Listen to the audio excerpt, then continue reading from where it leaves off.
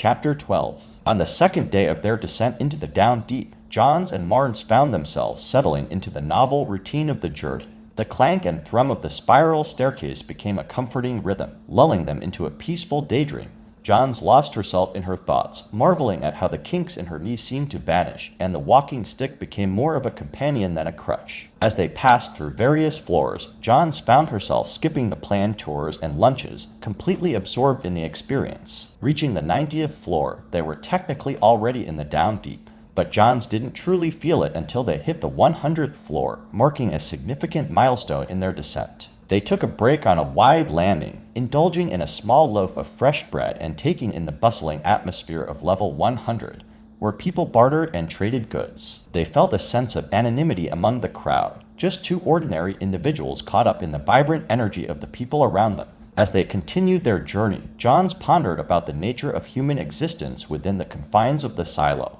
She wondered if people living in the ancient above-ground silos would have been as content to stay in one place, never venturing too far from their homes. Marnes dismissively brushed off her musings, but she couldn't help but ponder the possibilities. Moving through the lower floors, they encountered the farms and the water treatment plant, engulfed in the pungent smell of fertilizer and the hum of machinery. Johns found herself lost in thought about her conversation with Marnes the previous night and the idea of Donald living with her. Their descent became a meditative journey where their physical surroundings blended with their introspective musings. Arriving at the gate of 140, they were greeted by a bustling crowd of workers in blue denim coveralls, signaling their arrival in the upper levels of mechanical. They patiently waited in line, vying with tired workers returning from their shifts. Once inside, they marveled at the size and complexity of the generator, the heart of the silo's power. The noise was deafening, but they were handed earmuffs, reducing the clamor to a dull hum. Moving through the narrow corridors of mechanical, Johns and Marnes followed a young boy with fiery orange hair who led them to the control room.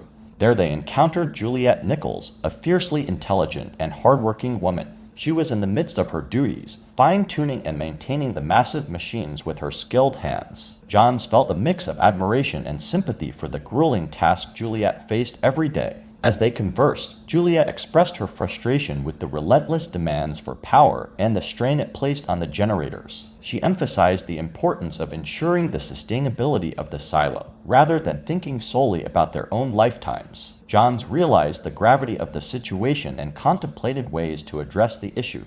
They discussed the possibility of having it reduce their power consumption for maintenance, leading to a compromise that could alleviate the strain on the generators. Before they could delve further into their discussions, Juliet had to return to her duties. However, she agreed to meet Johns and Marnes later, once her shift ended. They left the control room, their minds filled with the weight of the responsibility that lay upon their shoulders. As they made their way back through the labyrinthine corridors of mechanical, Johns couldn't shake the image of Juliet, a woman driven by purpose and dedication. She glanced at Marnes, realizing the qualities he admired in Juliet were once the same characteristics he adored in her. In that moment, Johns understood that the journey into the Down Deep was not just a physical descent, but a journey of self-discovery. Arriving at the bunkhouse, they contemplated the magnitude of the task ahead, knowing that the fate of the silo's power rested in their hands. They anxiously awaited their meeting with Juliet, knowing that they needed her expertise and determination to ensure the survival of their subterranean civilization. But little did they know, their encounter with Juliet was just the beginning of a much larger journey, one that would shape the very foundation of their existence within the silo. Chapter 13. Marnes and Johns finish a noisy and meager meal in the bustling mess hall of mechanical. Regretting not having ear protection for the deafening noise, Johns is relieved when they finally exit the chaotic place. Following Knox's directions, they find their way to the bunk room, where a cot is prepared for Marnes and a private room is reserved for Johns. The two settle in the small room, discussing the stark differences in life down deep. But their conversation is interrupted when Juliet knocks on their door and enters. Surprised to find them sharing a room, Juliet reveals that recruits and visiting families often stay in the bunk room. The conversation takes a turn as Juliet asks about announcing a power holiday. Johns suggests that Juliet could start as the new sheriff and take advantage of the post-cleaning mood to implement the power holiday. However, Juliet is hesitant, claiming that she has no interest in the position and emphasizing the importance of her work in maintaining the machines of mechanical. But Johns believes that Juliet's lack of interest makes her the best candidate. Marnes agrees, praising Juliet's skills and observing that she notices subtle details that others miss. Despite Juliet's initial resistance, Johns and Marnes convince her to consider the role of sheriff. Juliet raises concerns about her ability to fulfill the responsibilities of the position. Johns assures her that she has the right attitude and disposition for the job. They discuss the importance of communication between the different levels of the silo and the need for someone like Juliet to be the link between mechanical and it. They also address the issue of requisitions, with Johns assuring Juliet that if the diverted supplies were necessary, she'll ensure they become retroactively above board. Finally, Johns offers Juliet the chance to visit her father, who has been eagerly waiting to see her. After some consideration, Juliet agrees, stipulating that she needs time to sort out the generator and implement the power holiday. With Juliet on board, Johns and Marnes welcome her as their new sheriff. Juliet, still unsure of her abilities, humbly accepts their enthusiasm but reminds them that she has much to learn. They shake hands, sealing the new partnership. As the chapter concludes, it becomes clear that the addition of Juliet to their team brings hope and the potential for positive change. The stage is set for a new sheriff to emerge, one who will challenge the status quo and embark on a journey to address the neglected problems within the silo. Chapter 14. Johns and Marnes find themselves on a treacherous journey back to the up top of the silo during a power holiday. Each step is a struggle, draining their energy with every laborious ascent. As they make their way up the spiral staircase, the countless landings taunt them in the dim green glow of emergency lights. Their physical exhaustion mirrors their emotional weariness. Johns had hoped for a revitalizing adventure, but instead, she finds herself confronted by the ghosts of her past and questioning the purpose of her role in the silo. She realizes the stark divisions within their world, the up-top dwellers who take their privileges for granted, the people below who toil in the gardens and animal cages, and the workers in the deep who keep the machinery running. Amidst their climb, they come across a young girl reading alone on one of the landings. Unfazed by their presence, she remains lost in her book. This scene serves as a reminder of the isolation and detachment between the different levels of the silo. After days of exhausting climbing, they finally reach the mid-level deputy station, where they find rest and hospitality. Johns reflects on her conversations with Marnes, the stirring of old attractions, and the tender wounds of their pasts. Donald's name resurfaces, evoking grief for her long-lost husband and the solitude she has experienced for decades. She contemplates the emptiness of her life and the futility of her efforts in serving the silo. During the night, in the darkness of the deputy's office, Johns feels a presence enter her space. Marnes joins her on the convertible couch, and they find solace in each other's arms. It is a moment decades overdue, filled with tears, tenderness, and a renewed sense of connection. As they continue their ascent on the fourth day, Johns feels a mix of familiarity and dread as they approach it.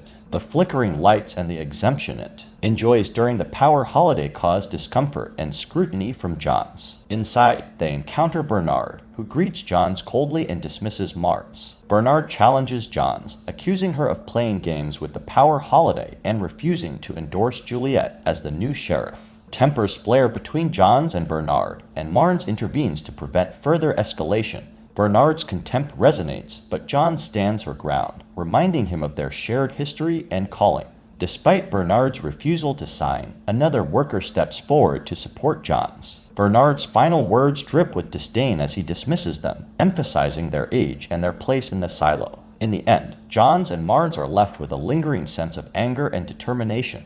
They are well aware that their climb is not just physical but also symbolic of their fight against the entrenched power structures within the silo. As they leave it, the simmering tension between the old and new guard remains. The battle for change within the silo is far from over. Chapter 15. As Johns and Marnes ascend the staircase toward home, their hands intertwine in a show of unabashed affection.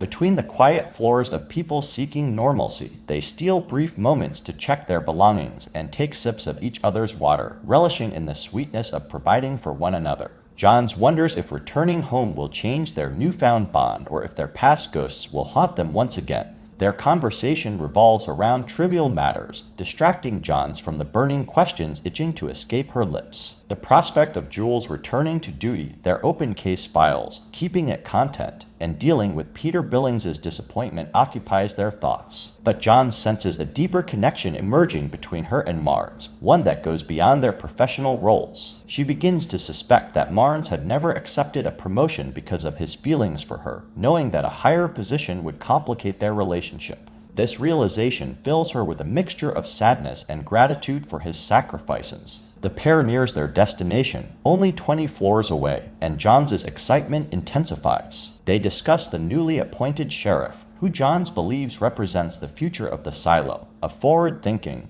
proactive individual. This newfound energy also fuels Johns' own aspirations for the upcoming elections. She envisions a better-run silo and feels a renewed vigor to fulfill her duties. However, a pivotal change occurs during their journey, the growth of a deep connection between Johns and Marnes. Johns wonders if this connection is the reason Marnes never accepted a promotion, as it would have complicated their dynamic. She squeezes his hand, overwhelmed by the sacrifices he has made silently, and vows to live up to the magnitude of his actions, regardless of what lies ahead. Approaching the nursery landing, Johns' bladder demands attention. Unable to hold it any longer, she admits the need to use the restroom.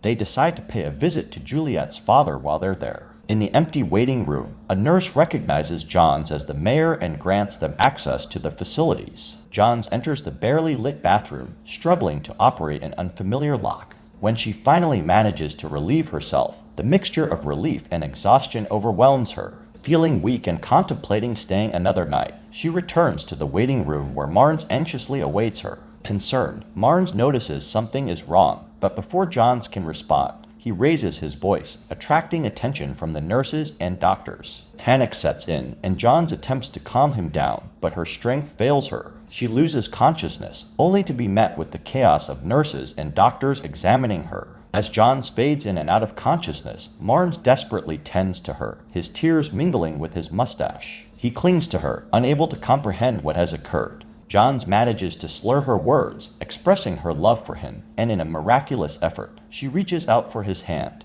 In a heartbreaking twist, Johns realizes the truth. Marnes had been carrying a canteen filled with poison meant for himself, but she inadvertently drank it when she asked for water. The revelation drowns the room in sorrow and leaves Johns slipping away, her secrets escaping her lips, and her love for Marnes forever etched in his tear-streaked eyes. If you've climbed with me this far into the video, I'd be thrilled if you'd consider giving me a digital pat on the back with the like button. But if this journey didn't quite do it for you, consider donating a like on our next video. Subscribing is your passport to join me as we explore more exciting chapters in the vast landscape of books. Help shape the future by leaving a comment with book recommendations for chapter summaries or feedback to enhance the channel.